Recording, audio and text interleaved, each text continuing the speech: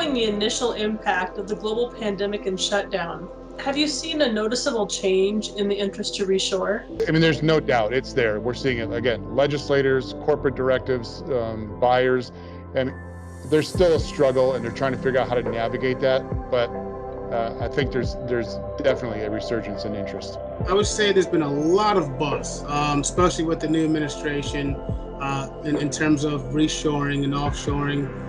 And there's a lot of different schools of thought. One of the big trends we see is still trying to leave China. Unfortunately, though, a lot of the trend is trying to find another low-cost country versus actually bringing the manufacturing to the U.S. Has your company gained any customers because they became interested in reshoring? We have had some customers from the past that have come back, yes. One fairly substantial one. So they used to do other manufacturing in Asia.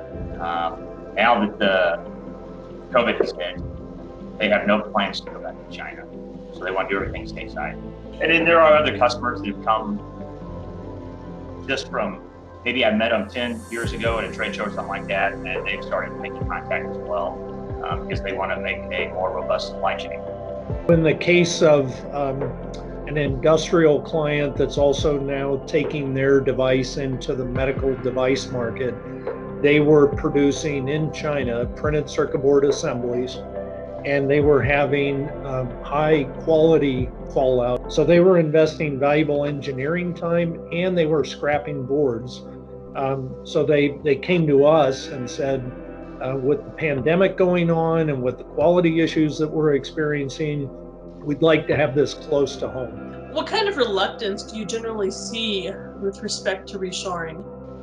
I don't know about reluctance, but there are some companies out there that are probably not looking at changing their supply chain because I'm going to say they're just too integrated in it and they do not want to change anything. They're like, this is just a small bump in the road. It'll be over with shortly and we'll move on down the road. But now we're seeing more spikes in a lot of areas in the U.S. and also outside the country. So obviously this is not going to be over in a few minutes. The big issue, I think, is the type of products and the maturity of the supply chain, right?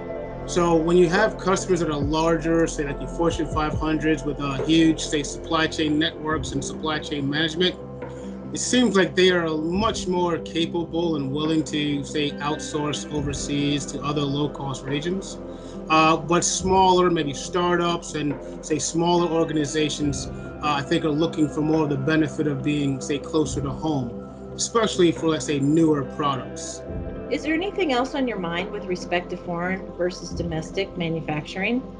One more example is an industrial product with a U.S. company, and it's a brand new product. So they were trying to launch this brand new product and get it to market.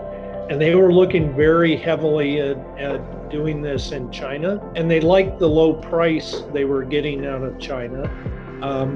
COVID hit as we worked through this process. And we simply highlighted, here are some of the risks you're going to take on. COVID is a big driver because of uncertainty with shut down factories in China.